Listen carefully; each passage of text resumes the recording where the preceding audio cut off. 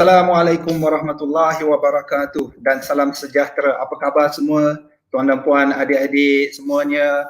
Semoga sehat dan sejahtera waktu ini berada di mana-mana sahaja anda. Saya harapkan semuanya sehat dan semuanya dalam keadaan baik. Baik, hari ini saya nak ucapkan selamat datang ke sebuah forum yang bernama tajuk pada hari ini adalah Forum Sains dan Kerjaya bersempena dengan Johor STEM 2020 Jadi program Johor STEM ni adalah satu program inisiatif anjuran bersama dengan Fakulti Sains Universiti Teknologi Malaysia, kerjasama juga bersama dengan Jabatan Pendidikan Negeri Johor JPNJ dan disokong oleh Young Scientist Network Akademi Sains Malaysia atau singkatannya YSN ASM. Jadi adik-adik, tuan dan puan, abang akak semuanya, hari ini kita santai-santai saja ni. Santai-santai saja kita sembang forum ni, Kita objektifnya hari ini kita nak sampaikan sesuatu agak-agak kita boleh menginspirasikan masyarakat untuk teroka bidang STEM. Apa tu STEM? Science, Technology, Engineering and Mathematics. Dan juga kita harapkan dapat mendedahkan kepada masyarakat awam kita, terutamanya guru-guru, para ibu bapa, pelajar sekolah dan juga institusi pengajian tinggi tentang potensi kerjaya dalam bidang STEM ini. Jangan lupa STEM tu apa? STEM, Science, Technology, Engineering dan Mathematics. Tuan dan puan semuanya, sekarang ini anda sedang menonton live, broadcasting live from you, dan kalau sebenarnya dia juga live ni, sebenarnya dia juga di Facebook Faculty Science. Boleh type saja, pergi ke Facebook, ada live sekarang ni dekat Faculty Science, ataupun YouTube Faculty Science, ataupun Facebook JPNJ, Jabatan Pendidikan Negeri Johor. Jadi banyak tempat tu tengah live tu, mana-mana sajalah, pergi mana-mana saja, Dan kemudian dia jangan lupa untuk like dan komen di ruangan komen dekat Facebook ataupun dekat YouTube channel yang sedang berlangsung sekarang. Baik adik-adik, tuan dan puan semuanya, tanpa melengahkan masa, program hari ini tentang Forum Sains dan Kerjaya. Jadi kita bawalah pakar-pakar dan juga orang-orang yang hebat agar dia dapat menginspirasikan pada orang muda kita hari ini tentang kepentingan STEM hari ini. Jadi hari ini kita ada 3 panel. Panel pertama ini adalah Profesor Engineer Dr. Nur Aisyah Sayyidina Amin, Jadi beliau juga digelar sebagai Prof NASA, Prof NASA. Itu dia Prof NASA. Bagi tepukan sikit, virtual clap, Prof NASA, apa khabar Prof NASA? Alhamdulillah. Boleh dekat Baik. Alhamdulillah. Baik, Prof NASA, saya alhamdulillah saya sihat Prof. Jadi Prof NASA Prof NASA dari Sekolah Kejuruteraan Kimia dan Tenaga, Fakulti Kejuruteraan Universiti Teknologi Malaysia. Beliau adalah seorang fellow Akademi Sains Malaysia. Adik-adik, tuan dan puan semua, ni hebat ni. Prof NASA juga adalah penerima anugerah Top Research Scientist Malaysia pada tahun 2019. Baru tahun lepas. Dan juga beliau juga adalah penerima anugerah Malaysia Research Star Award. Kita ada superstar hari ni, Superstar Malaysia Research Star Award. 3 tahun berturut-turut dapat award ni daripada 2017, 2018 dan 2019 baru ini, Jadi itu dia Prof NASA. Terima kasih Prof NASA sudi untuk menjadi panel kita hari ini. Panel kita yang kedua, Mr. Ui Gi Chien, ataupun kita biasanya kawan-kawan panggil Mr. Ui. Sekali lagi tepukan adik-adik, tuan dan puan, guru-guru semuanya, tepuk dekat rumah masing-masing, Baik, Mr. Ui adalah seorang Senior Head of Laboratory and Development Kriokot Sendirian Berhad, Beliau juga merupakan seorang ahli bersekutu Young Scientist Network Akademi Sains Malaysia. Semuanya saintis-saintis ni adik-adik, tuan dan puan, guru-guru semua, Jadi itu dia panel kita yang kedua, Dan seterusnya kita menjemput panel kita yang ketiga, Dr. Rahmat Syazi, ataupun kita panggil Dr. Rahmat. Itu dia Dr. Rahmat, Dr. Rahmat, are you fine? Are you okay? Itu dia. Okey, itu Dr. Rahmat, Beliau adalah seorang pengarah teknologi Shas Innovation Solutions. Beliau juga merupakan seorang pengarah STEM for All Makerspace dekat Damen Mall USJ. Jadi adik-adik, kalau nanti PKP dah okey, COVID dah okey sikit, bila pergi shopping dengan kawan-kawan atau dengan family, pergi ke Damen Mall, jangan lupa pergi ke Aras 3. dan pergi ke Stand for All Makerspace. Kat sana boleh jumpa Dr. Rahmat, boleh minta signature autograph nanti. Ya. Jadi adik-adik, itulah kita punya panel, 3 panel kita yang bersama dengan hari ini. Terima kasih sekali lagi kepada semua para panel yang sudi mengambil bahagian. Ya, ini adalah young scientist yang terkini, ya, anak saya. Well, anyway, inilah cabarannya, new norm sekarang. Menyokong. Ya. Dia sepatutnya ada kelas ni, Rian. Sangka. Okey, baik. Okey. Seterusnya, mari kita lihat ya. Kita masa tak banyak ni ya. Jadi kita ada 3 panel, banyak sangat information dan pengalaman kita nak belajar daripada mereka ya. Jadi hari ni kita nak bincang sikit. Kita nak tahulah ya latar belakang dan juga pengalaman daripada panel saintis kita yang kita jemput khas untuk anda hari ini. Mungkin kita boleh mula dengan Prof Nasa ya. Prof Nasa mungkin boleh kongsi dengan kita tentang sedikit pengalaman latar belakang sebagai seorang saintis, seorang wanita yang hebat, dia orang kata pada masa sama juga superstar, dapat macam-macam award lagi kan. So mungkin boleh cerita sikit macam mana pengalamannya ya. Prof Nasa, silakan Prof. Terima kasih Dr. Jesuman. Terlebih dahulu saya ingin mengucapkan terima kasih kepada pihak penganjur kerana sudi menjemput saya, dan juga terima kasih kepada anak-anak, bukan adik-adik lah, sekarang ni anak-anak dan juga guru-guru dan juga ibu bapa, kalau ada ibu bapa yang menonton. Terima kasih kerana sudi menonton rancangan kita.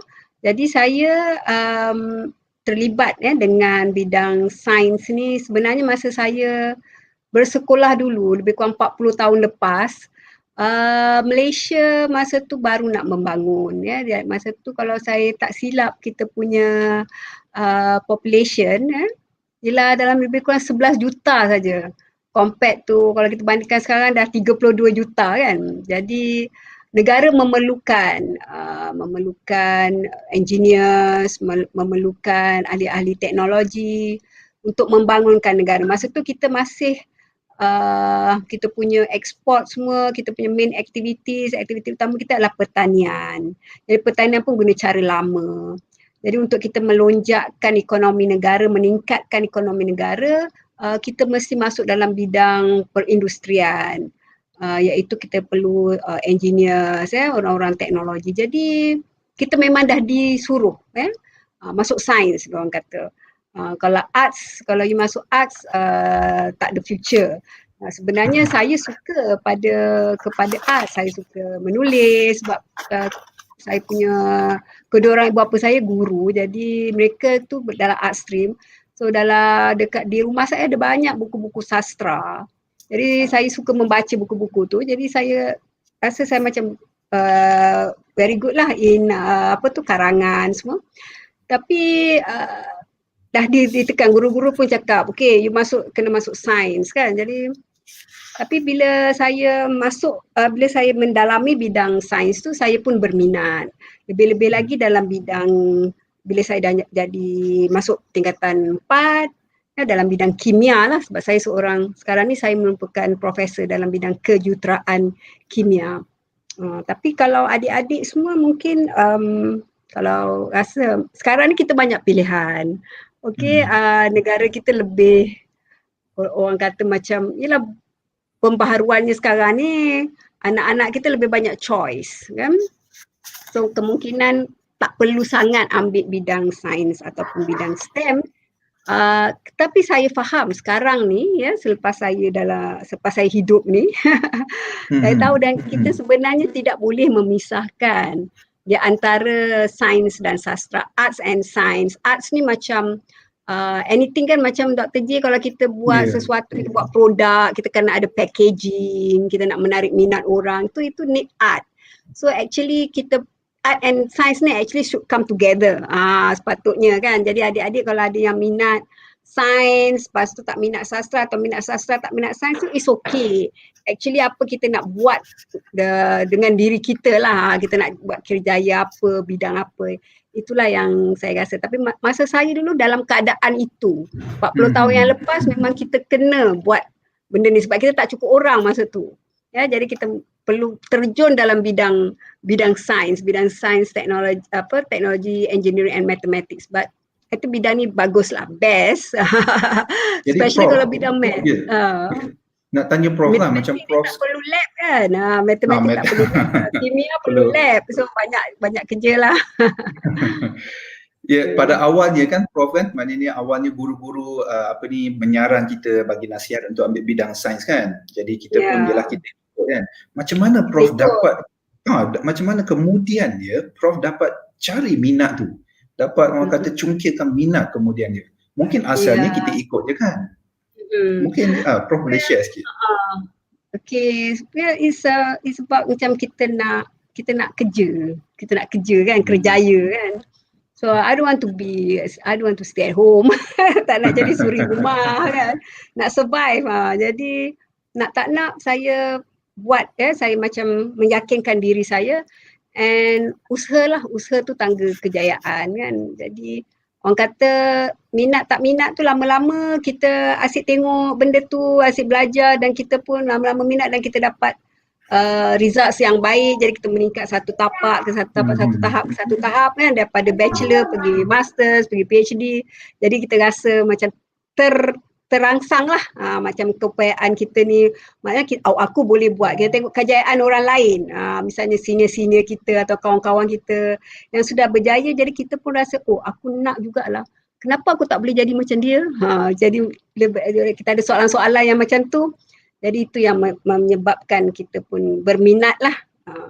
So gambar yang ni masa ni saya mendapat Fulbright Scholar, saya mendapat macam scholarship lah atau fellowship. Dan saya pergi ke University of Kentucky selama 3 bulan. Jadi itu adalah grup di sana ya. Saya belajar di sana. Belajar lagi Dr. J, walaupun pada peringkat profesor ni masih belajar lagi. Jadi mungkin sebab saya suka mencari ilmu lah. Kan, jadi you never stop lah. Jadi macam orang panggil lifelong learning. So adik-adik you have to daripada tadika sekarang ni sekolah rendah, sekarang mungkin sekolah menengah. So you will never stop learning even at my age. Saya ingat masa saya pergi interview untuk Fulbright Scholar ni, masa tu saya pergi interview di KL, di MESI tu adalah Malaysia American Center of Education. Jadi saya naik teksi. Saya naik teksi, jadi taxi driver tu tanya, "Puan nak pergi mana?" Saya kata, saya nak pergi MESI, saya ada interview. Interview apa Puan? Jadi saya ada minta Fulbright Scholar ni. Saya cakap, Puan ni dah tua-tua. Dia tak cakap tua lah. Puan ni masih nak ni lagi ke? Masih nak belajar lagi? Saya cakap saya nak belajar lagi. Puan masih nak belajar lagi ke? Dia kata, Puan sekarang dah okey kan? Dia cakap. Tapi saya kata tak apalah, kita macam we never stop learning lah. Cuba lagi. So selalunya Dr. J selalunya kalau nak cakap tu macam kalau kita dah minat kan, kita macam mungkin boleh selalu mencuba, ataupun kita macam kita kata always kita nak buat lagi baik selepas ni. Macam tu lah, mungkin you challenge, always challenge yourself probably. Itu satu macam untuk supaya kita kata the sky is the limit lah. Itu Prof sama ni, nak ambil inspirasi Prof sikit ni macam ni. Okay. Jadi Prof mungkin daripada gambar kita lihat Prof pun banyak menerima macam-macam anugerah, top research, top star award dan TRSM dan MRSA dan sebagainya kan, berderet-deret setiap tahun dapat tu. Ya, jadi mungkin Prof boleh itulah share dengan kita macam mana kalau saya tanyakan satu soalan, apa yang seronok tentang kerjaya yang Prof ialah kerjaya sekarang ni lepas dah ceburi bidang sains kan? Apa enjoyment yang dapat daripada kerjaya yang ada sekarang? Okey, kita ni dalam bidang akademik saya mungkin panel-panel lain mereka dari bidang yang berbeza, macam Dr. Uwi, Dr. Rahmat kan, dia orang bisnes lah.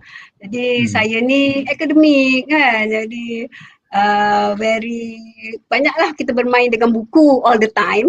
So yang seronoknya ialah kalau bidang sini pensyarah ni kita ada flexibility. Macam saya seorang wanita, saya ada family.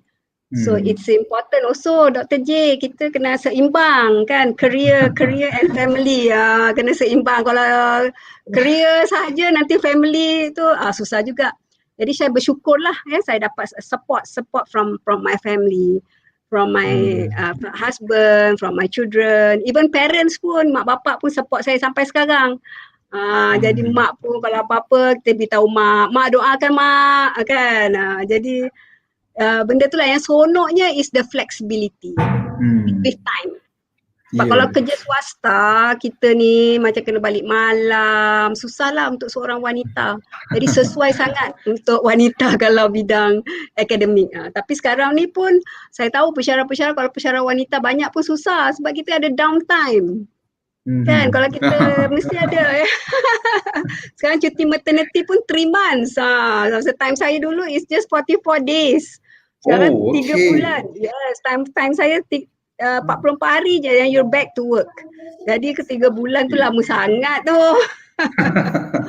Baik Prof. Okey, so kalau saya summarize sikit lah, Prof maknanya suka pada kerja yang ada sekarang ya, dapat menikmati apa yang ada sekarang hasil daripada minatnya pada sains ya, khususnya bidang STEM. So tadi kita sebut tentang art and science. So it's actually the art of science. So macam tu dia kena blending bersama ya. Kena campur. Yes. Macam kita masak kalau perlu seni juga. Chemistry ni macam masak. Masak sini masak tu campur-campur kan. Kalau campur terlebih garam dah tak sedap. Terlebih gula dah manis sangat. Macam tu lah. Baik Prof, kita nak dengar juga pengalaman daripada panel kedua kita ya, kita sama-sama forum dan kita tengok macam mana pula. Kita ada Mr. Oigi Chen ya, Senior Head of Laboratory and Development Cryo Court Senjang Berhad ya. Jadi kita jemput Mr. Oi. How are you Mr. Oi? Fine, thank you Dr. J. Thanks for having us today together in this short program and the sharing of some experience ya. Jadi Mr. A adalah juga seorang ahli bersekutu, affiliate member of YSN ASM, Academy Science Malaysia, Young Scientist Network, Academy Science Malaysia. Jadi, Mr. A, if you like to share with us, we would like to know your experience. How did you get interested into science? And today, you are the head of the laboratory, a senior head of laboratory and development, Cryo Course Nyamberhad. Please share something with us, Mr. Uy. Actually, I entered science, I would say, by coincidence and by influence, especially from friends. Yeah, so when we are in secondary school, right? So usually we want to follow our friends, we want to be in the same class, and we want to be in among the top in the school. When we among them, we will be same level as them, and also thanks to the parent as well. They pressure us because they say science is good, so that's why we involved in this. So by having that, actually I tried, after I do a lot of studies, I read a lot. So I get to understand science. Actually, science has been part of us for a very, very long time. Yeah, so it actually prepared us not only for works, but also, to live in this 21st century. Actually, why I say science is already part of us. You see the food that we take, right? For example, the bread, yogurt, cheese, that is part of science. Like agricultural, oil palm, rubber tree, and all that part of science.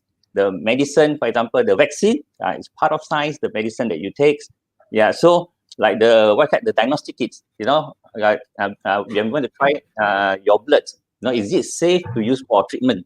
So we test for hepatitis B, hepatitis C. That is all part of science. Yeah, another one is, for example, the most important to us is water. The water, how we make water that is safe for us to drink, and all that. Yeah. So for my part, studying in science, it has been a long journey. So when I go to uni, actually I don't know which area I want to choose, because when you study science, you can become a doctor, you can become nurse, biomedical engineer, mathematician, and all that. So I go to uni, I go to a lot of counseling.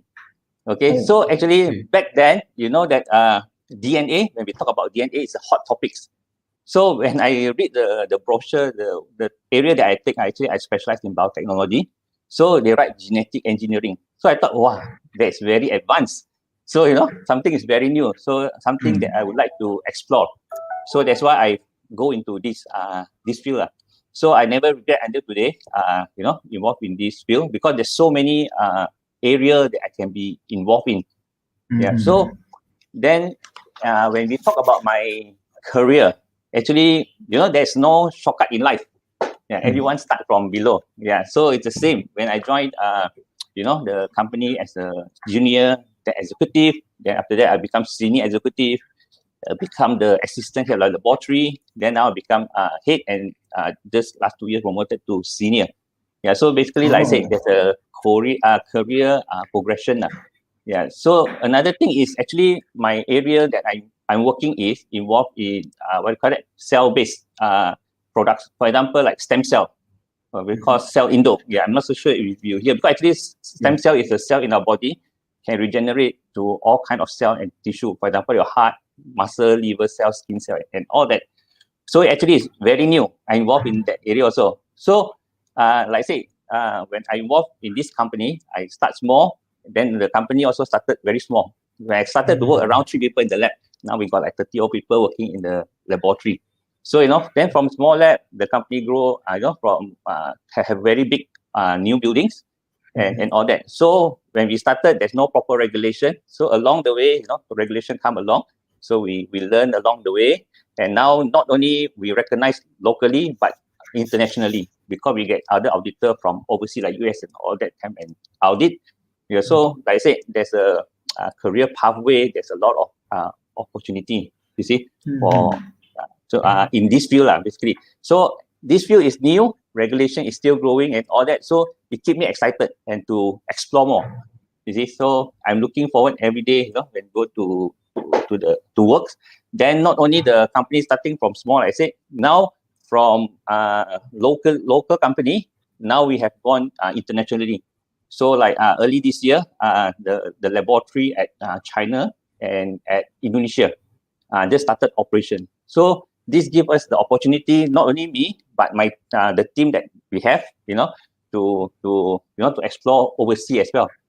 Yeah, so to learn about their culture, the technology there, the regulatory and all that. So we will keep on going, you see. So that's why it keeps us motivated and excited, you see. Yeah, the field is very dynamic, right? And we have to adapt to the contemporary situation, and then moving forward and to adapting, especially now in COVID-19 situation and pandemic. I'm sure you must be very busy in the lab, trying to help the nation. Mr. Oi, we have some question for you actually. Yeah, those people are interested to know more about you. Let's put up some of the question, and we'll see here. There we have this from Fazli Fishol. Mr. Oi, how was the working environment? What people want to know about your working environment? Very challenging. Is the company will provide training and certificate? Oh, okay. As the company grow, right? When we learn new thing, new technology, and all that, definitely we will we will get to learn new thing. Learn new thing means we get to go training, workshop, conferences, and all that. So the exciting thing about working in science field. Yeah, so we get to go attend conference. Conference sometimes is not only in locally, but internationally. So we able to travel, for example, to sometimes say conference in US. Sometimes the company will send us to US, for example, in Miami, Las Vegas, in New York, or maybe in Paris, you see, or Indonesia and all that. So it's not only working in the lab, but we get to explore the world, get to know people and all that. Yeah, so like working environment, like I said, I have been working in this field for more than 16 years. So as you can see, I can stay this long. I mean, the working environment is fantastic. Yeah, that's great. Okay, Mr. That's a little bit for the first round experience sharing. We would like to invite our third panel, and we would like to hear from his experience as well. And then we will go with the second round. So dengan ini ya kita menjemput, kita nak dengar pula pengalaman daripada panel ketiga kita ya, Dr. Rahmat Shazi. Dr. Rahmat, itu dia Dr. Rahmat, tepuk tangan sikit ya, adik-adik tuan dan puan semua ya. Dr. Rahmat merupakan pengarah teknologi SHAS Innovation Solutions dan juga pengarah STEM for All. Saya pernah pergi sana, adik-adik tuan dan puan. You want to go to that place ya. Aras 3 Damen Mall USJ. Pergi sana, jumpalah dengan Dr. Rahmat. Nampak dia minta autograf nanti. Jadi kita nak dengar pengalaman pula ya dari Dr. Rahmat ya, dari ni pengarah teknologi SHAS Innovation Solutions, Dr. Rahmat. Mungkin Dr. Rahmat boleh kongsi dengan kita pengalaman macam mana dulunya boleh lompat masuk ke dalam sains, and then sekarang you are doing so well in science. Macam mana boleh ada minat terhadap sains? Silakan, Dr. Rahmat.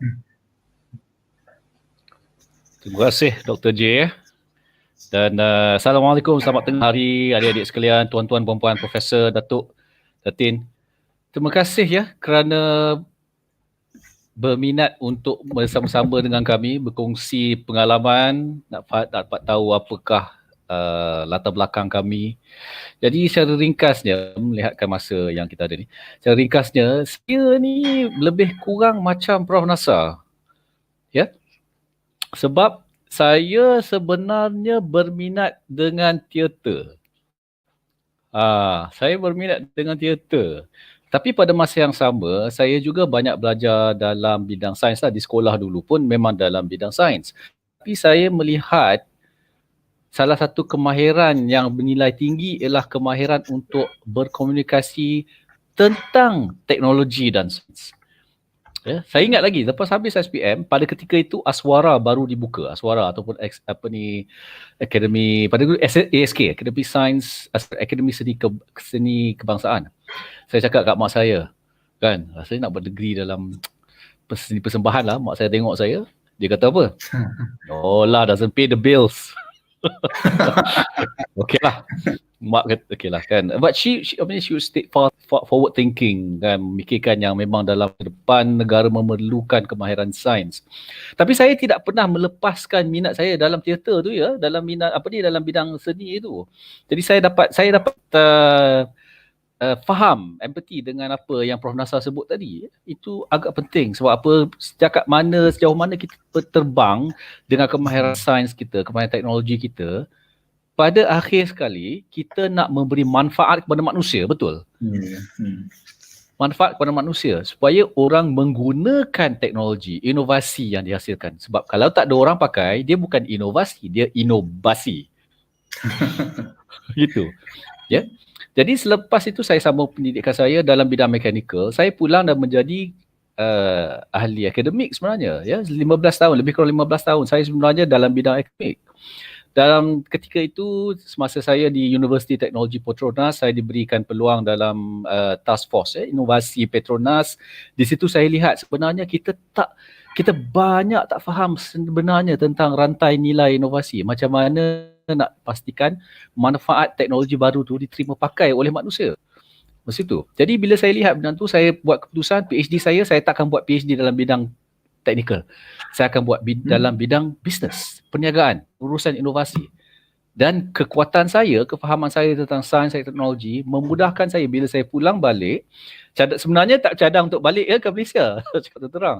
Tapi bila melihatkan ada kekosongan, ketidakfahaman, kesilapfahaman tentang inovasi, saya buat keputusan, okey, balik ke Malaysia. Di situ memang nampak banyak rintangan. Ya. Dan situ salah satu sebab rintangan ada kerana kita tidak memahami macam mana nak meyakinkan orang. Di situlah pentingnya hubungan sains dan seni. Gitu. Dan itulah sebahagian daripada aspek yang kami sedang jalankan, latihan yang kami jalankan untuk pengetahuan penonton sekalian. Kami sedang menjalankan program latihan komunikasi inovasi untuk Kerajaan Selangor dan juga insya-Allah good luck bila jawatan kuasa pembudayaan inovasi untuk Smart Selangor ditubuhkan secara rasmi sama ada hujung tahun ini atau awal tahun depan, kita akan bergerak dengan lebih cerdas lagi dan cergas untuk memastikan pengalaman sains dan teknologi kita akan diterima pakai dan akan memberi manfaat kepada sekeliling, kepada masyarakat. Sebab itulah sasaran kita. Itulah boleh kata aspirasi saya bila saya masuk dalam sains dulu. Saya nak pastikan, okey, apa-apa idea yang kami bangunkan, orang akan pakai. Begitu. Dan kita berharaplah yang penonton. Silakan Dr. J. Ya, Dr. Rahmat juga pengarah STEM for All Makerspace ni. Ya. Jadi mungkin Dr. Rahmat boleh share sikit ya, apa fungsi STEM for All Makerspace. Perkataan STEM tu dah kat sana ya. Jadi you want to share something about STEM for All Makerspace. Ya, terima kasih Dr. J. Jadi pusat STEM for All Makerspace kami di Taman Mall USJ itu ditubuhkan atas niat untuk memastikan yang semua syarikat-syarikat kecil STEM dalam Malaysia ni, kita banyak syarikat dia. Terima kasih Cik Jus. Cik Jus meletakkan slide saya ni. Ini pusat kami ya. Sekarang ni kami ada 78 pihak berkepentingan kerjasama kami lah dengan 78 syarikat dan juga agensi-agensi lain. Kami baru saja habis program dengan Makis di bawah Kementerian Pertanian. Sebelum itu kami juga menjalankan Minggu Sains Negara peringkat Selangor untuk MOSTI. Ya, begitu. Kami tu bukan pusat ini saja untuk membawa pusat-pusat ataupun syarikat STEM yang kecil-kecil ni bersama, tetapi untuk saya gunakan perkataan alih bahasakan kefahaman sains tu pada peringkat sekolah. Satu masalah yang kami lihat ialah, ya, harapnya cikgu tak marah sangat, tapi saya kena cakap terang ya, sebagai orang ini sekarang, saya orang akademik masuk industri, yang kami perasan ya, pelajar-pelajar boleh faham silibus, tetapi bila kita minta dia mengaplikasikan, dia tak faham. Saya bagi contoh, satu program yang kami jalankan, kami pastikan pelajar-pelajar tingkatan 4 ya, belajar menghafal model perbandaran. Kami bagi tahu pelajar peserta-peserta cardboard dasar yang diberikan tu 1 meter kali 1 meter dan dan kami bagi tahu luas perbandaran yang perlu diwakili ialah 1 kilometer persegi. Bila kami tanya, okey, apakah skala untuk bandar ni? Pelajar-pelajar atau peserta daripada kelas terbaik pun tak dapat jawab. Jadi daripada itu kami lihat ada keperluan perubahan pusat sebenarnya supaya kami dapat mengalihbahasakan pengalaman keperluan industri pada peringkat sekolah menengah. Itulah objektifnya. Ya, baik. Betul. Saya pun sangat setujulah apa ni Dr. Ahmad bagi tahu tu kan. Zaman sekarang ni itu yang sebabnya antara kita ada TVET coming out very fast ya, technologies dan sebagainya untuk assist and facilitate this growth and integrasi juga antara teori dan praktikal di luar sana kan. End of the day dia kena pandai untuk apply juga daripada ilmu fundamental tu kan. Ya. Jadi baik, alhamdulillah kita dapatlah sedikit pengalaman dan juga information daripada Dr. Ahmad ya, dan kita akan pergi ke pusingan kedua ya. Ataupun kita ada apa-apa soalan tak khas untuk baik, okey. Kita akan simpan sikit soalan-soalan menarik ni dalam masa Q&A nanti. Jadi tuan dan puan, adik-adik, tuan dan puan semua yang sedang menonton sekarang ni ya, jangan lupa tolong sedekah.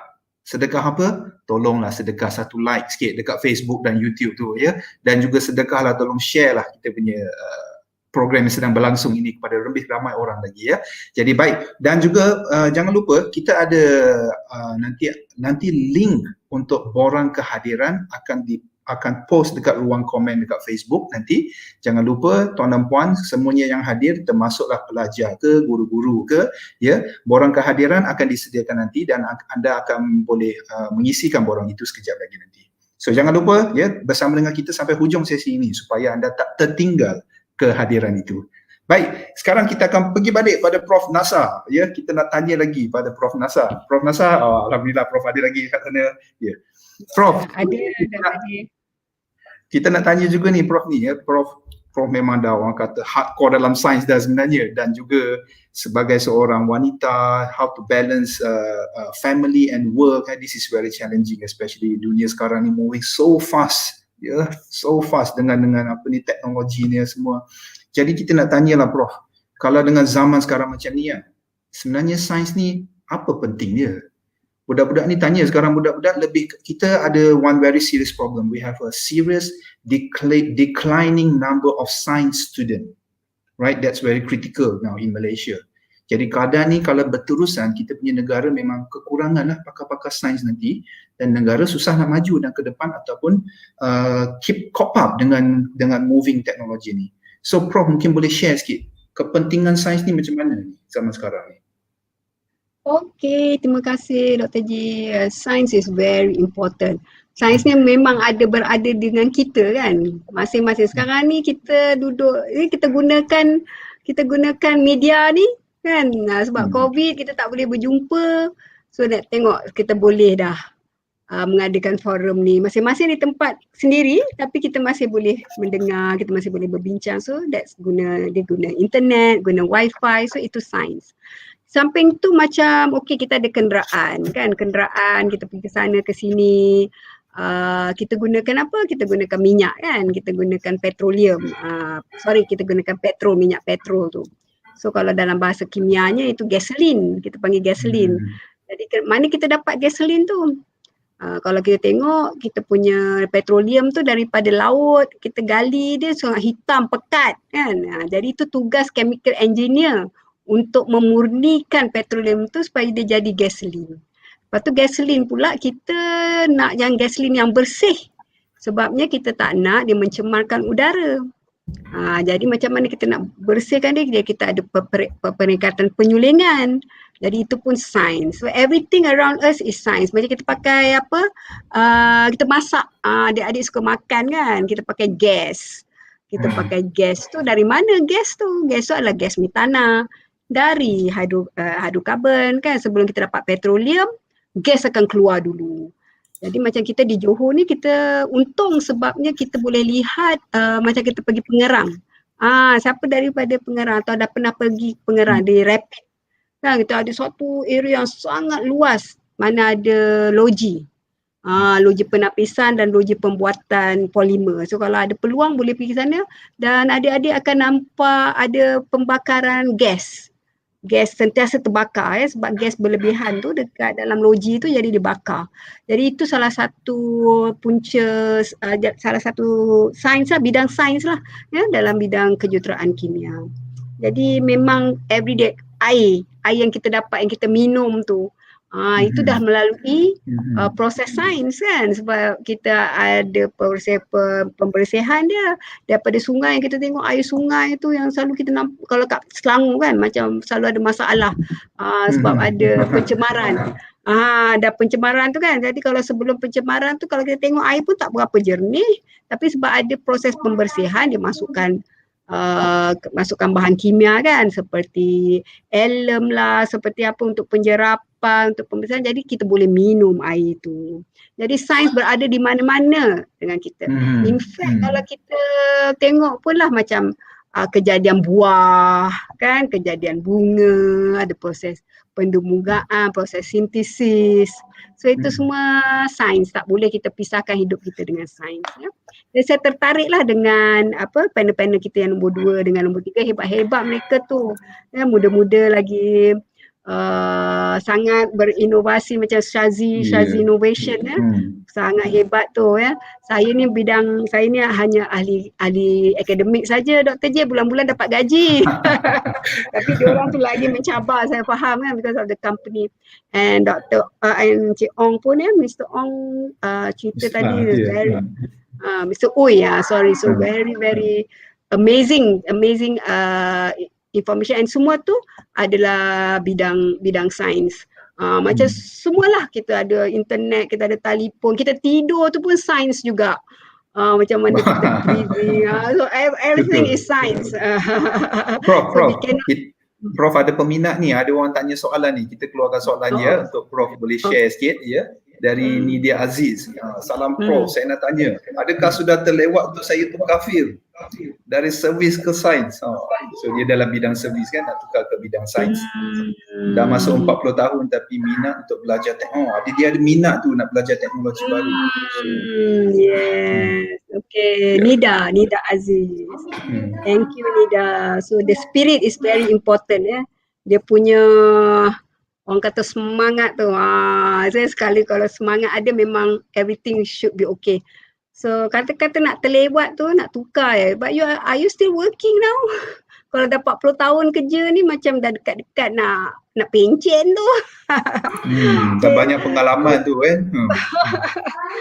So tanya saya apa, adakah sudah terlewat untuk saya tukar field? Okay, so it depends on you Nida, what do you want to do?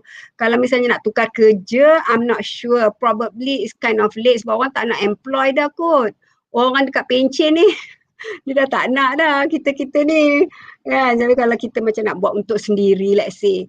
Satu lagi Dr. J, mungkin kita sekarang ni kerajaan sedang menekankan tentang entrepreneurship kan. Maknanya kita kalau kita dah dapat degree, kita tak perlu kerja dengan orang. That means you do your entrepreneur. So kalau kita boleh technopreneur tu, kalau kita boleh buat keusahawanan berasaskan teknologi, that's the niche.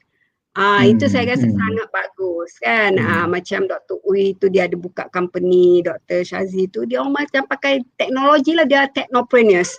Dia buka keusahawanan tu bukan untuk macam tak ada ilmu tapi dia ada teknologi. So kalau Nida terfikir nak buat macam tu, you want to change it to science and then you want to do something, let's say nak buat sabun ke, nak buat business lah untuk kosmetik kan, you want to do that, why not? Tapi kalau macam kita nak tukar bidang tu tapi kita nak orang lain employ kita, maybe it's not a good idea lah, sebab tak ada orang nak ambil kita dah. Kan kita dah nak pencen ni. Itu yang saya fikir. Yalah, mungkin kalau situasi Nida Aziz ni orang kata business zaman sekarang 21st century kan. So dia kena integrasi lah dengan teknologi yang ada untuk kembangkan apa yang dia sedang buat kan. It's more on integration Prof. Tapi kita sangat penting kalau macam adik-adik semua kita nak menyumbang kepada negara, kita nak tingkatkan ekonomi negara, kita nak negara kita kaya supaya kita boleh dapat hospital yang lebih bagus, jalan yang lebih bagus kan. Jadi kita nak teknologi base. Sekarang ni kita susah sikit sebab kita punya teknologi base business kita atau industri kita sangat terhad. In fact macam chemical engineering kita banyak import teknologi dari Jerman, dari US kan. Yang dekat Pengerang tu investment dari Saudi. Jadi kita punya bidang teknologi tu kita kena bangunkan sendiri. Kalau kita tengok China, dia banyak bangunkan teknologi dia sendiri. Jadi sekarang kita pakai teknologi orang. So it's about time adik-adik yang bijak pandai, yang pintar tu boleh bangunkan negara kita menggunakan teknologi kita sendiri. Itu yang kita nak supaya negara kita very independent. Macam internet ni pun kita guna teknologi orang kan, wifi, kita guna Google lah apalah kan. Jadi kita tak ada guna kita punya sendiri. Malaysia yang develop. So we need that technology. Jadi tu kita nak sains, kita nak orang yang pandai-pandai untuk membangunkan negara kita. Dan itu perlukan seni juga Prof kan. Seni untuk binakan sains. Yes, Dr. Rahmat, you are just such an amazing guy, you boleh berlakon because we need that. So my husband pun dia juga pensyarah kan. So dia pun cakap, dia pun suka minat bidang seni juga. In fact Dr. J, maybe I should share also anak saya yang keempat. Dia ni sekarang belajar di Universiti Teknologi Petronas. Dia pun sangat suka muzik. Dia masa lepas SPM tu dia pun nak masuk music and I told him nak makan macam mana. Just like what Dr. Rahmat Smam said. Since Prof pun dah mention Dr. Rahmat, kita jemput Dr. Rahmat sekali join kita punya forum ni mungkin boleh share experience juga So sains adalah juga seni. Tak boleh lari. Dr. Rahmat pun tadi pun ada sebut tentang pengalamannya di industri, di akademik, kemudian dia di industri. Yes. So he's seeing something from a very different angle. Bunyi saya ada echo ke? Dengar ada echoing. Sound test, check. It's okay. Okay, nice. Jadi itulah mungkin Dr. Rahmat pun boleh share macam mana sains and seni tu kan sebab kita bincang tentang forum sains dan Kerjaya. Sains dan seni. Dr. Rahmat? Internet mungkin Sebentar Dr. J, Prof. Ada echo. Ada echo. Okay. Bergema tadi. Okay, let's see. Sound check test, I think is better now. Okay, tak apa Prof. Okay, kita pun dah dengar dari Prof. Jom kita dengar dari Dr. Rahmat pula Kita dengar daripada Dr. Rahmat. Baik. Tentang kenapa kita boleh dengar saya sains. Ya, saya boleh dengar jelas. Okay. Dia ada gangguan sikit. Baik. Tentang sains dan seni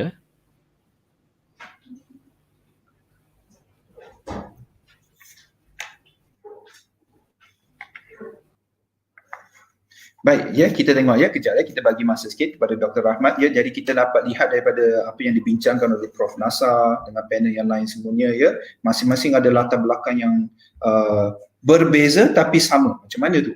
Maknanya akhirnya pelbagai bidang yang berbeza ni akhirnya balik kepada kepentingan sains, the contribution into science. Nak tak nak memang kita tak boleh lari dari bidang sains.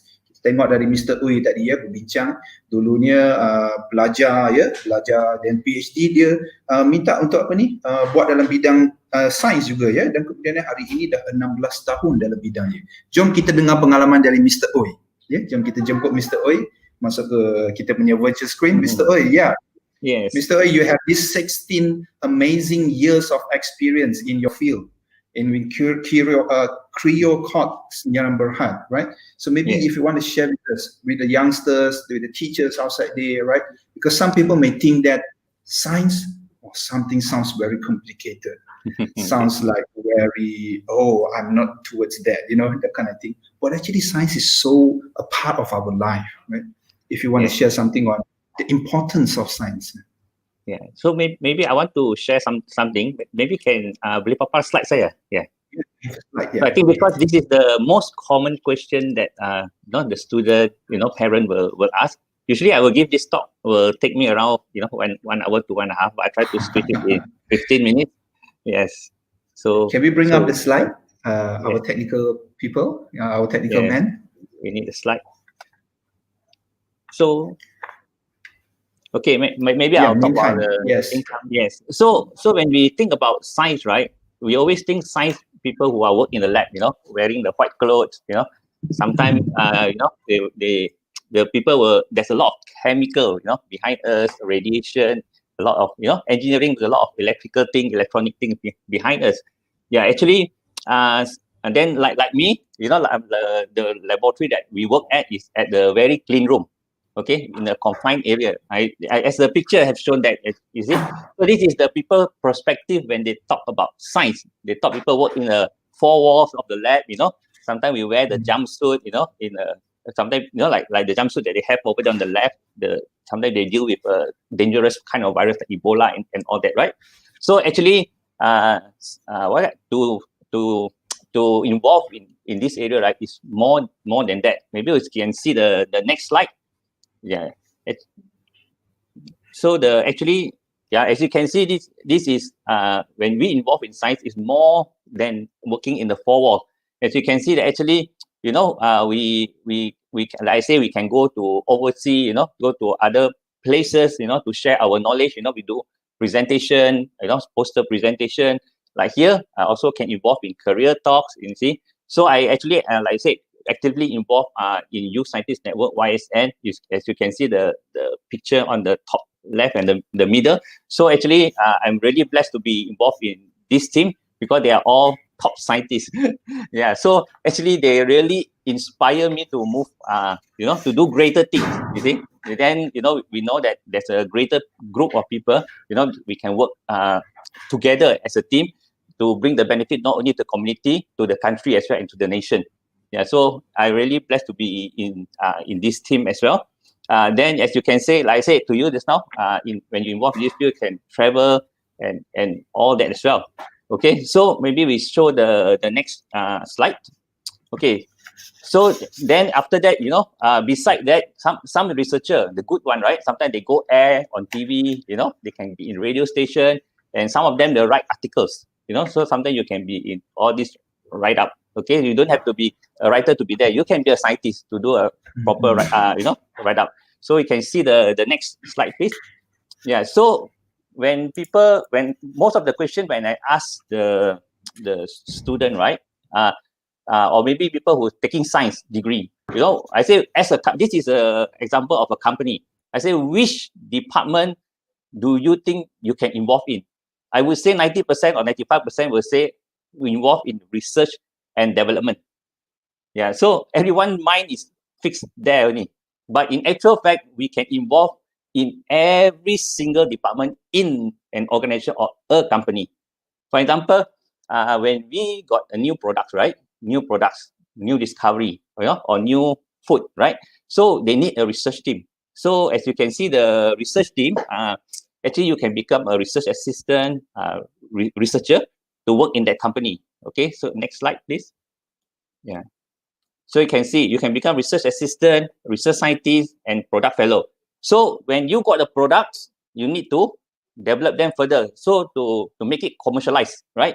So you need a product development team. Okay, so the product development team, they will optimize, the process and all that, how to make mass production and all that. So you can involve in that team. Next slide. So that in that team, you can become a research assistant, research scientist, or product development engineer. Okay, because sometimes you need to create a computerized system, or machine and complicated machine, all that for the production. Okay, so the next slide, please. So when you got the products, we want to market it, we have to go through safety department, where is regulatory approval, right? So so for example, like a medicine, before you can commercialize them, you have to get approval from, like our national pharmaceutical department or Ministry of Health, right? Like food, you need to get approval for the food safety. So in a regulatory approval department, you can become from the quality department. You see, every product that you produce, right, have to make sure before you release, you have to be safe. So the quality department will ensure all step of the production is fulfilled. Okay, so sometimes you got a product, you want to, people talk about copyright, patenting. So they have a department for that, or sometimes people engage patent lawyers. So they have to come with people with science background. Okay, then after that you can become a safety officer, and as you say, as I said earlier, our company is a regulated kind of industry. So we need to get an auditor from locally and overseas come and audit us. Okay, so that auditor, we call auditor. So basically they become auditors. So in the future, when when you have more experience, okay, now people come and audit you. But in the future, you can become an auditor. Okay, you can become a trainer, like ISO. People go for ISO training and all that. You can become a trainer as well. Okay, so from there, then a lot of documentation involved and all that under quality department. So once approved from the regulator, it will go through marketing department. So next slide. So because to market the product, right, you need people who know how to write, who understand science, right? So then they have to do the write up for the brochure, marketing material, like magazine. They have to do a lot of write up and all that. Okay, so they have to train the product consultant, how to sell it and all that. So train the doctor as well. Okay, so from that, when that is ready, we will get next slide, growing market. Okay, so that is the front line. Okay, the sales representative. Okay, so they will do all the selling and all that. So in the past, sometimes people with in olden days called PMR, SBM, right? So usually they will engage people from with that to do the sales. But now it's a bit different. Sometimes they even get degree people or people with PhD, to do the sales, right? Because they need the knowledge. For example, you want to sell a machine or a factory, right, to produce certain thing. It costs million or 100 over millions. So they need people with that expertise to do the sales, right? Okay, so from there, if you are, so the next slide is, but another way is sometimes you like to manage people, right? So you got the leadership skill. So actually you can, people from science background, you can become a CEO, R&D director, scientific director, quality manager and all that. So that is people in the management. Okay, so what I'm trying to tell here is you can involve in any part of the department in the company, every single division. Okay, so next slide, please. So how about future? There's a lot of opportunity, like we said. So we hear about 3D, right? How they 3D, they print the pen, a certain thing and all that. But what about printing human organ, human ear, human nose? Here, nose, I think ear, they have the technology. How about the agricultural? Will it be more robotic kind, level?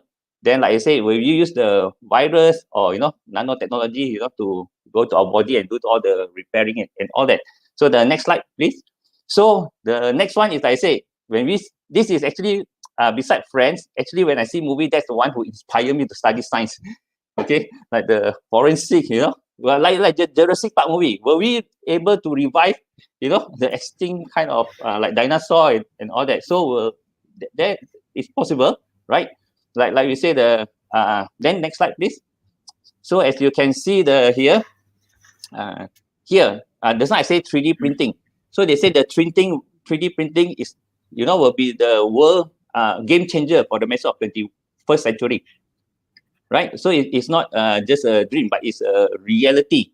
Okay, so the next slide is, so like I say, were they able to revive microorganism or animal and that is extinct? So my next slide, you see, the scientists have awakened deep sea bacteria after 100 million years. So that be possible. There's a lot of opportunity and thing to look forward, I would say, in the future.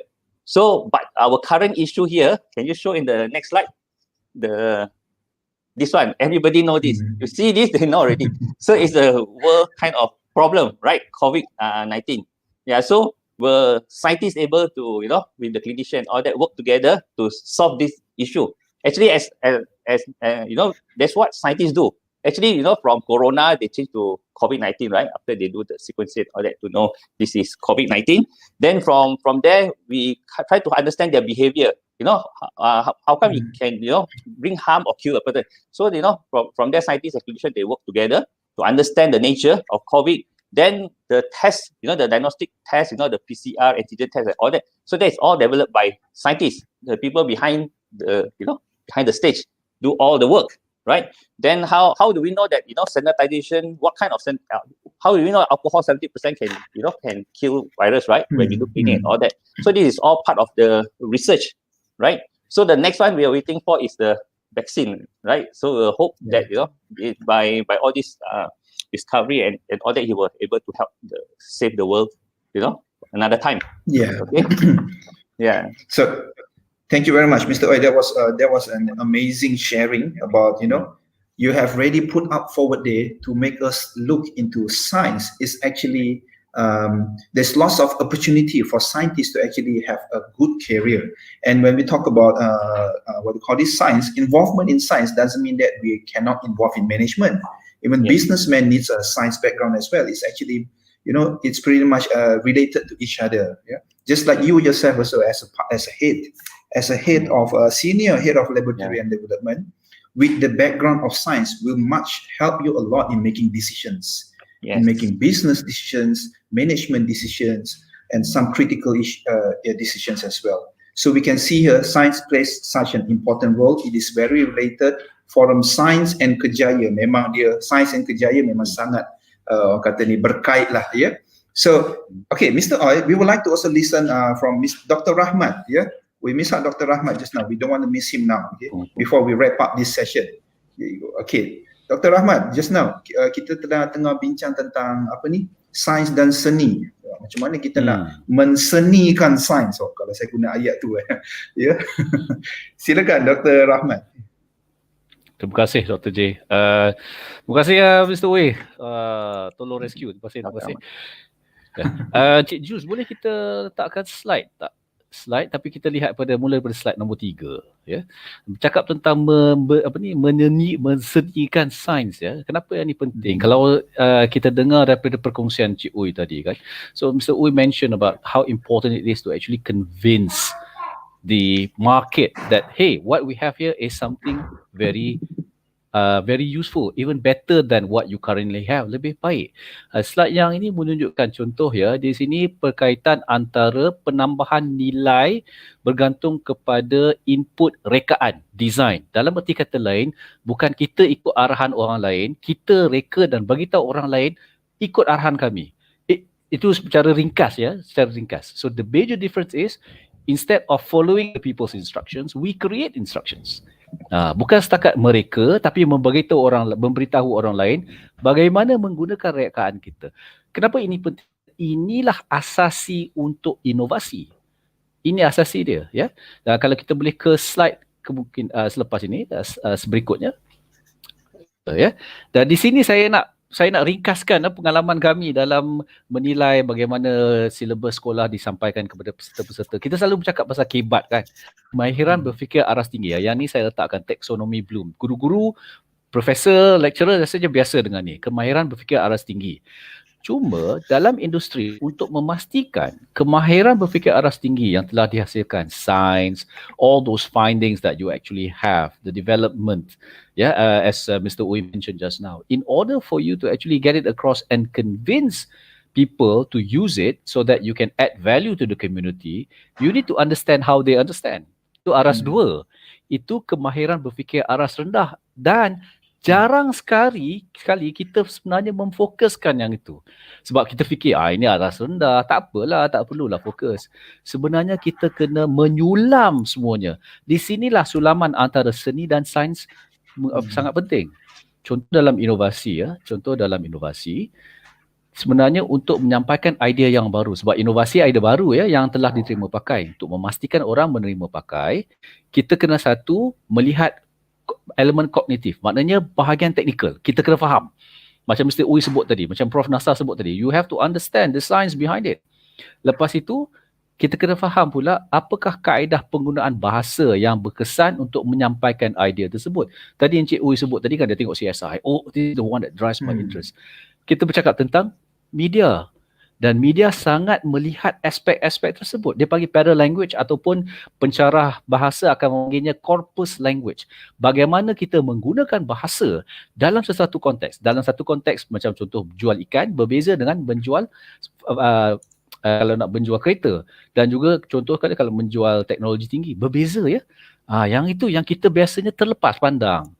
Kita kena lihat balik yang tu. Dan disitulah elemen kebas penting untuk menyokong kibat. Itu satu. Dan juga bagaimana kita nak memastikan pengajian atau bahagian sains yang dah hasilkan tadi dapat sampai kepada pengguna. Kita kena melihat elemen-elemen yang merentas kursus. Yang ini sebenarnya ada dalam sekolah. Tak silap saya, tapi atas isu-isu yang saya rasa sejam tak cukup nak dikupas, tak sampai lagi, tidak dipraktikkan.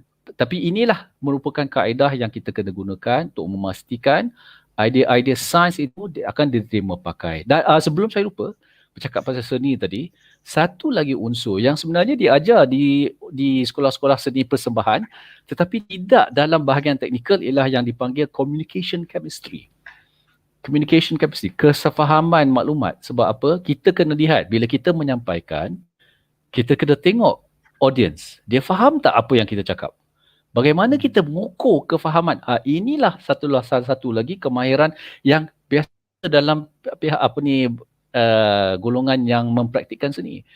Tapi kita tidak menyulam kedua-duanya. Jadi untuk masa hadapan kita hendaklah menyulam seni dan juga sains supaya idea-idea baru yang dihasilkan tak kira daripada syarikat Cryocop, daripada Malaysia, daripada universiti lain, daripada institusi lain akan sampai dan mengubah senario di negara kita. Itulah harapan saya. Baik, kita dapat lihat ya, ini Rajah ni sangat menarik ya daripada yang ditunjukkan taksonomi Bloom ni. Ya, guru-guru dan pensyarah memang very familiar lah dengan benda ni dan sangat juga berkait dengan 21st century learning. Ya, sekarang ni kita 21st century. So cara pembelajaran dan pengajaran pun dah berbeza, teaching and learning, pengajaran dan pembelajaran kan.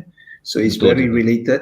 Dan juga apa yang berlaku di bidang akademia ni pun kita sekarang ni more on towards industrial driven demand and needs as well. So graduan dan sebagainya.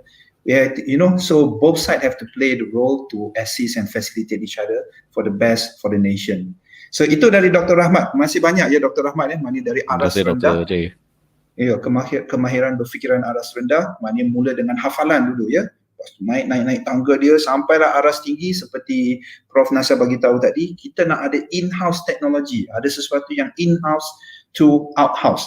Kalau guna perkataan dia, mana kita export teknologi itu ya, daripada kita mengguna sahaja, we need to actually generate our own technology. So itulah aras tingginya kat sana, okay, but everyone will play their role for us to achieve that target. So the last round for now, saya nak bagi peluang kepada penonton semuanya ya, jangan lupa kita dah post link kehadiran dekat ruangan komen dekat Facebook ya, jadi jangan lepaskan peluang, isikan borang itu dan dapatkan kehadiran anda kepada guru-guru, pelajar UTM, pensyarah UTM dan sebagainya, boleh isikan kehadiran tu.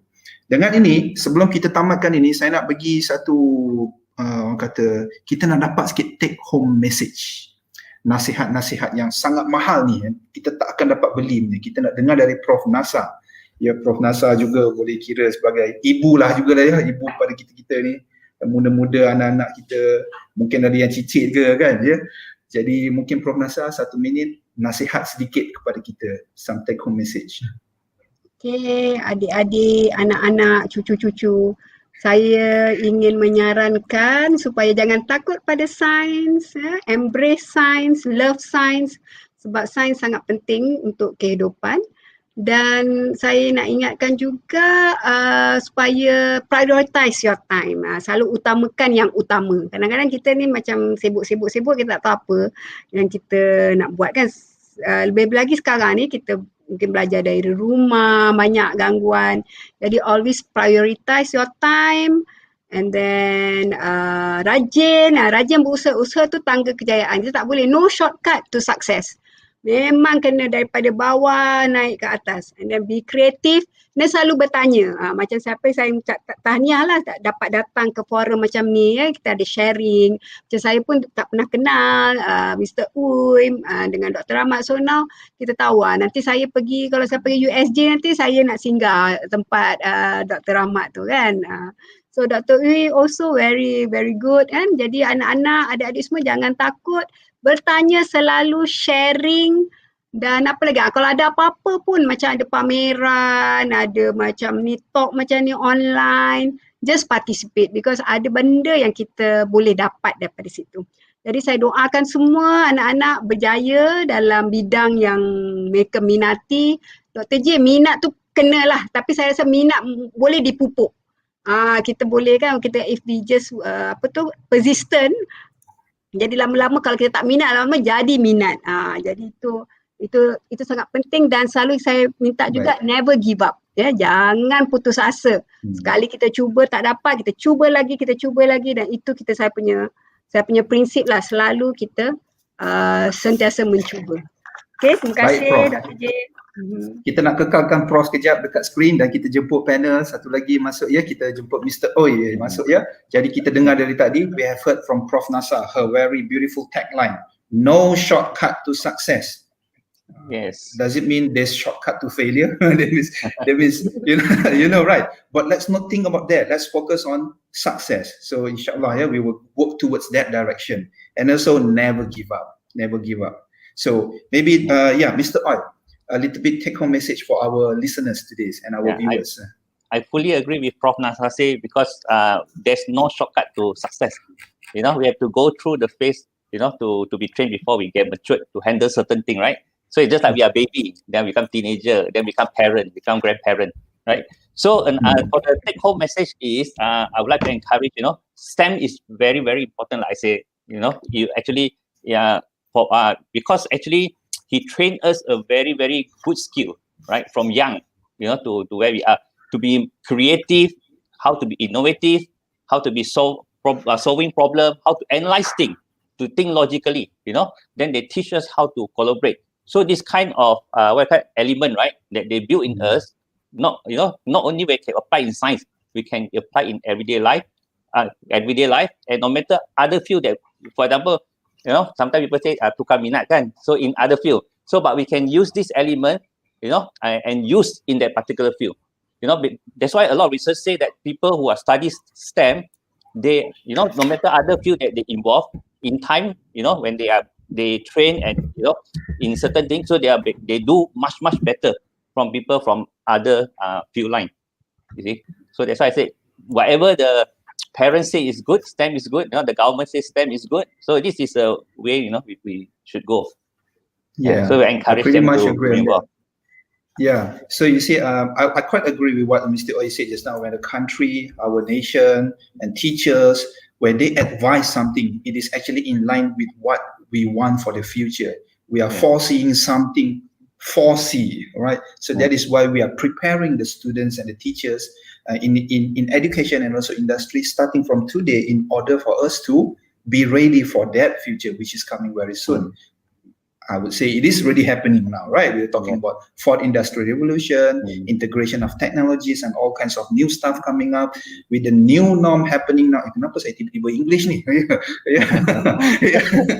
Anyway, so it's a new norm. So everything we say what? New norm is a new future. So these people are the future. With that, saya nak jemput Dr. Rahmat for a 1-minute wrap up juga. Kita nak dengar dari Dr. Rahmat. Silakan Dr. Rahmat. Ya, Dr. Rahmat. Jadi, Dr. Rahmat, take home message.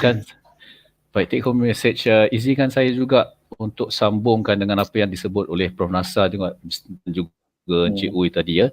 Dan juga salah satu soalan daripada Encik Zuhairi dalam komen tu tentang aplikasi sains. Dan sebagai wakil industri ya, hakikatnya majoriti industri kita di Malaysia ini industri nilai rendah. Dia ikut arahan orang lain. Cuma syarikat-syarikat macam Cryocode ya, di mana alat-alat kaedah-kaedah dihasilkan. Betul kan saya Encik Oi ya? Kan kaedah-kaedah baru dihasilkan di Malaysia, driven by Malaysians. And we do have these kind of centers, pusat-pusat yang menghasilkan teknologi. Di mana teknologi dijual ke Singapura ya. Ya. Jadi peluang-peluang tersebut ada. Tak banyak sangat, ya, tapi tanggungjawab kita. Bukan saja kami, ya, bukan saja kepada profesor-profesor, tapi untuk adik-adik sekalian yang menonton. Ya. Tanggungjawab untuk menghasilkan industri-industri nilai tinggi. Sebab tu saya sebut nilai tinggi tadi. Yang mana adik-adik menghasilkan. You create and you instruct other people how to use it. Bagaimana nak gunakan ini. Bukan kita ikut arahan orang lain saja. Dan saya yakin, insya-Allah, sekiranya kita sama-sama menggembiling tenaga, kita pastikan rantai nilai itu bersambung ya. Macam satu kerangka. Jangan bersepah. Macam Lego yang pecah. Semua bersambung jadi Millennium Falcon, jadi model yang cantik, jadi milik Star Wars lah pula. Kan? Itu barulah kita sama-sama akan mengapi nilai daripada sains tersebut. Ya, begitulah take home message saya kepada penonton-penonton. Terima kasih. Baik, Dr. Rahmat ya. Alhamdulillah, we have come to the end of the session. Kita pun di hujung perancangan kita. Ya, masa sudah time sudah masa. Tu pantun saya lah tu. Sebab kita kan bahasa English, bahasa Malaysia sekarang kan. Ya, baik. Sebelum kita kita tamatkan majlis ini, ya, saya nak umumkan juga kepada para guru dan para pendengar di luar sana yang bertanya pasal sijil ya. So pengumuman sikit kepada para guru, anda ada dua link, SPLKPM dan Google Form, dua link ya. Dan buat yang bertanya di mana e-sijil tu, selepas anda guru dan pelajar sekolah isi Google Form tu, isi je Google Form tu, nanti pihak urus dia akan proseskan sijil anda. So apa-apa nanti cuba ikut Facebook dan Instagram Johor Stamp. Pengumuman semua akan diumumkan dekat Facebook Johor Stamp dan Instagram Johor Stamp ya, pasal sijil. Tapi jangan lupa isi je borang tu dulu. Google Form tu isi je. Jangan risau. Nanti sijil tu terbang datang secara teknologi sains. Baik, jadi begitulah tuan dan puan ya, adik-adik semuanya, tuan dan puan guru-guru, para penonton semua ya. Saya ingin ucapkan sangat jutaan terima kasih yang tak terhingga, yang tak ternilai kepada para panel pada petang ini, meluangkan masa. Kita nak belajar pengalaman ni bukan, there's no price for experience ya. There's no price for that. So what you get over here from this very short 1 hour, maybe a little bit extend, is something our panel have gained it, have gone through it for many years. So with that, I appreciate a lot. Saya menghargai, dan bagi pihak penganjur, saya ingin ucapkan terima kasih sekali lagi pada Prof. Engineer Dr. Nur Aisyah Saidina Amin atau Prof. NASA ya. Kita tepukan sikit ya tuan dan puan adik-adik semuanya, Prof. NASA ya. Jangan lupa datang UTM, jangan lupa jumpa Prof. NASA. Mr. Uigi Chien, Senior Head of Laboratory and Development, Creo Court Sendirian Berhad, YSN ASM affiliate ya. Begitu juga ya Mr. Oi, thank you very much Mr. Oi. Dan tidak lupa juga Dr. Rahmat Syazi atau gelarannya Dr. Rahmat ya. Boleh jumpa di YouTube, boleh tengok di YouTube talknya dalam TEDx Global. Pengarah STEM for All Makerspace Damen Mall USJ Aras 3. Jangan lupa pergi sana minta autograf nanti adik-adik, tuan dan puan guru-guru. Dengan ini kita dah di hujung sesi kita. Baik, dengan ini kita tamatkan majlis kita. So thanks again once of all. Jangan segan dan adik-adik sekali lagi, bagi siapa yang belum sedekah, tolong sedekah, like and share sekarang ya. Dan sampai kita berjumpa lagi, tontonan ini boleh dilihat balik dan boleh tonton balik secara offline di Facebook dan di mana saja video ini telah direkod nanti. Dengan itu sekali lagi terima kasih banyak Prof. Nasa, Mr. Oi, Dr. Rahmat. Sampai kita jumpa lagi. Terima kasih banyak. Assalamualaikum. Thank you very much. Bye. Waalaikumsalam. Terima kasih semua. Terima kasih.